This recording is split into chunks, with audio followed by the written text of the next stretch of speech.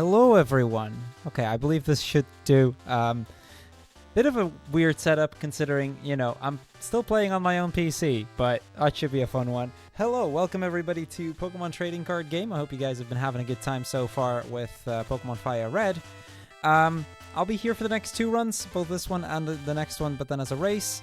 And I think we're just going to dive right into it. This game is quite wacky. I'm going to take over real quick, Duncan, if you don't mind, because I quickly need some notes up before I actually get started. Don't worry, I won't mess with you too much. There we go. That's the one I need. Why, thank you. Alright, that should... I'm going to just try to get this on... So yeah, for the people in chat, we're actually using my PC to restream this, so, I'm at the same time, our tech guy / my boyfriend is doing the tech right now, and at the same time, my notes are also on this exact same screen, so that works great, but we got it working. Anyway, let's dive into it, shall we? Starting in 3, 2, 1, go. And I'm gonna just lose a few seconds here because I don't care, and let's do this. So, Pokemon Trading Card Game. This game is quite wacky. The run is quite silly, and it's just gonna be a blast. This game, fairly recently, about a year and a half or so ago, got super broken, and at that point, the any percent, which used to be an hour, went down to about 3 minutes. We are going to do the any percent no arbitrary code execution, which is a fun little in-between category where things are gonna be wacky, and it's gonna not make any sense, but at the same time, it's, we're still gonna, actually sort of play through the game, and, yeah, we'll see. Anyway, first off, tutorial. Now, I don't know about you guys, but I have played Pokemon Trading Card Game a fair bit in my day, and, yeah, I don't really need this tutorial. The first part is not optional, I cannot skip this, but the later parts, we can sort of pretend that we're skipping it. The idea of the strategy that we're going to go for, actually, I'll show you and then I'll explain what we do, because this is one of those things that you need to see to believe. So the tutorial part is an 8-minute sequence, 8 minutes and 3 seconds if you do it perfectly, to be precise. And that's quite long. I mean, I have a 25-minute estimate, which is already on the longer side. Really, I'm hoping to at least get this sub 20. So 8 minutes for a tutorial is quite lengthy. Now, this particular guy who gives us the tutorial here, he will force us to do exactly to the letter what he says we should do. If I do anything slightly different, he's like, nope, you gotta do it again. You can't do it. No, you can't do it that way. Because he says so. So that's a thing. Now, I'm gonna be a little bit stubborn. He says to choose a water energy and attach that to Goldeen. I'm gonna go into this card. And we skip the fight. That's it. That's the entire tutorial. Now it doesn't take 8 minutes anymore. So, yeah, we got the gist of it. The professor is like, yeah, you understand how to do trading card game now. The idea of this game is fairly similar to what you would expect in the main series. We have to collect 8 badges. That'll allow us to go to the sort of Elite Four, and winning that will give us access to the legendary cards. Very cool. We take the Bulbasaur in Friends deck because that is the most tanky deck of the set. Really, we don't care about which set, we just want to do whichever one is most tanky, which happens to be Bulbasaur. Some quick settings, make that a little bit faster, and let's do this. I kind of meant to go to the lightning one first, but this works. I'll just talk to this guy. So we need to talk to Mitch. We need to fight his 3 pupils before we can actually fight him. Onto the Lightning Club. Now, the Lightning Club, we have to fight 4 trainers, all 3 of the regulars, and then the gym leader in order to progress. And that's the first one. So, about a year and a half ago, a little glitch was discovered in this game that basically allows us to essentially skip an entire battle in a single turn. They then, not too long after, also discovered that you can use that for arbitrary code execution and then beat the game even faster. But for the sake of it, we're just gonna do it like this. Fight number 3. Now, the way that I like to think about this is essentially what we're doing here is we are challenging everyone to a duel in a trading card game. We then flip the table, and then we say, okay, now I've won. That is essentially the gist of what we're doing. And so far, everyone seems to accept the result. Okay, time for the first gym leader. This is the Electric Club Master. We'll go with Bulbasaur. Now, there are still some RNG parts. It is random which Pokemon gets to go first, and it's really annoying if the opponent gets to go first. And one very big deal in this run is if I lose a fight, I have to win another fight before I can use this glitch again. This glitch, basically, what it does is it sets your win status of that particular fight to the last fight that you did. Which, since that was the tutorial, and the tutorial is guaranteed to be won, means we always win. Okay, anyway, we beat the electric gym. Now it's time for the water gym. Yeah, every time the opponent gets to go first, that means they get to do stuff, and that's just slow. We don't like that, but that is going to happen about 50% of the time. Now, it is probably worth mentioning that the glitch that I'm doing is frame perfect. It's fairly easy to do, and you can somewhat buffer it, but technically speaking, it is a frame perfect trick. So if we fail it a few times, you know, don't be surprised. So far, it's been going surprisingly well, actually. Normally, it doesn't go all that well. Oh, now we get sleep checks too, but we got out. Okay. Essentially, what we do in order to execute this glitch is I go to the last Pokemon that I have in my active player area, which is usually just my main. I then go into their cart menu, as you've seen me do a number of times. I then cancel out of it, and then as I'm canceling out, I press down and A. And that triggers the game to be like, okay, we're going to set you to the last battle status that you had for victory or loss, which in our case is basically always just a victory. Sometimes when I'm just barely off, I'll go into like a menu where you can see all of my different Pokemon listed like that, and at that point I can just continue. We are still in a glitch status like right there. I am gonna, for the sake of the marathon, save every like 2 gyms or so. And that's just, you know, to make sure that whatever happens, we end up being okay. I've certainly lost marathon runs to losing a fight and then not being able to win for a good couple minutes. So this is our rival battle. Our rival is particularly unnoteworthy in this because we just skip him anyway. And onto the gym number 3. Now, the grass gym has the first of the fighting club members. This is Michael. Across the entire region, there are 3 fighting club members. And in order to actually be allowed into the fighting club and be able to, you know, fight the leader there, we have to face all 3 of his trainers. And they're kind of just scattered around the map. Michael is the first of a few that we're going to do. We'll see the other ones as we go.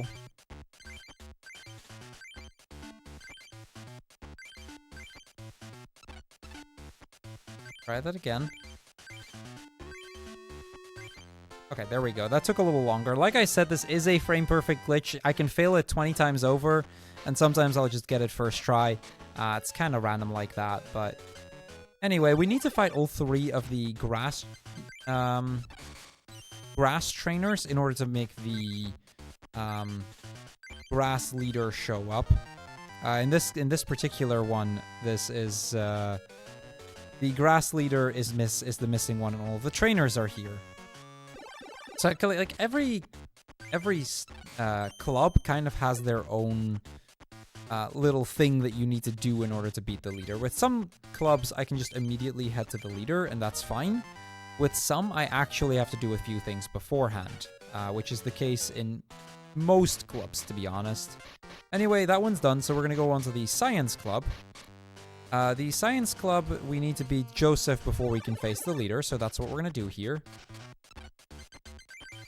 So I'm not really explaining the trading card game itself because, well, we're kind of skipping over that. We don't really do any of that.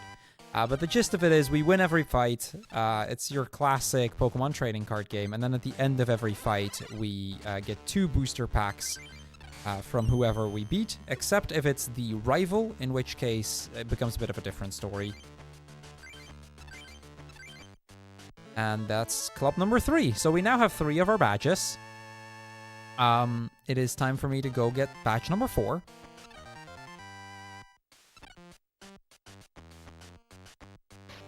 Gonna go down here, and we're gonna move on to the Fire Club, which I do believe has... Yes, that has Jessica. Jessica is the second member of the fighting club that we're gonna have to fight. Get to go first. That's really good for the fighting members. Okay, so we're now in that glitch state that I was talking about. There we go.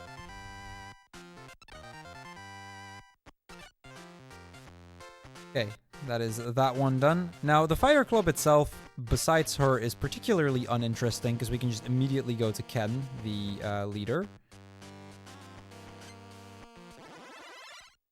Time to get ourselves a 4th badge. Okay, he leads Chansey. That's not a huge deal. Chansey isn't too scary.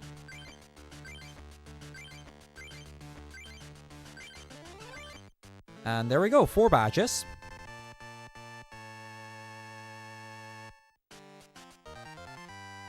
Okay, now before we actually...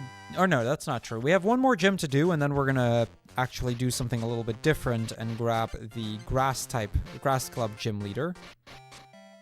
Psychic is another fairly uninteresting one. We can immediately just go to Murray, get ourselves the next badge. So in our selection of Pokemon, it is kind of important that I try to make sure that I cannot get into a position where I can lose, because the moment I lose, that's, you know, run over, basically. Anyway, Murray down. Fairly easy fight, like I said. And as we're heading out, we get to face our rival again. We now have... He fights us at set intervals, depending on the number of badges that we obtained. So because I now have 5 badges, he's going to fight us again. And there we go. He gives us a special promotional card. We really don't care, though. Okay, moving on. So we go to the fight of Ishihara, and that's where we'll find Nikki, the Grass Club leader. Now, for this particular category, there's actually 2 different routes you can take, and both are kind of... Oh, wait. You, Chris, the last of the 3 fighting club members. The idea is that basically we want to just minimize the amount of movement we have to do in the overworld. One way we can do that is by going from...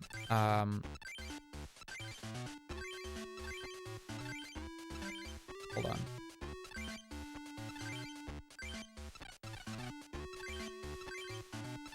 I can't really seem to get the glitch right now. There we go. But yeah, one way is to go through the island clockwise, and the other is to go through it counterclockwise. And it's kind of, like, it kind of doesn't really matter which way you go. At the end of the day, they're about the same, they are about at the same amount of time. Anyway, Rock-type leader time.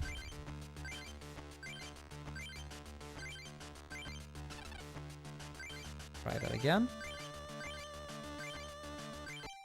Go. Alright, 6 badges down. 2 more to go. Again, I'm going to make a quick safety save because, you know, we are now at 6 badges. I probably will want to make sure that if I lose, that it won't immediately kill off the run.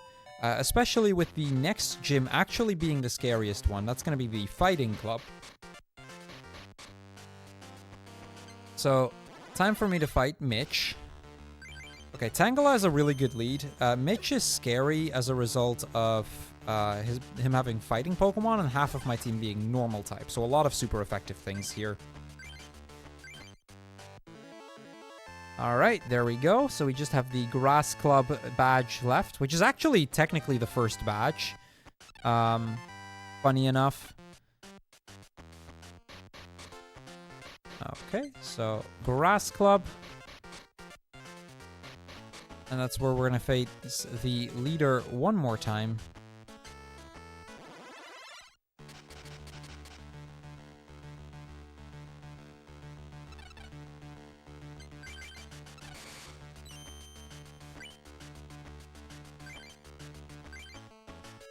Very nice, very nice. There we go.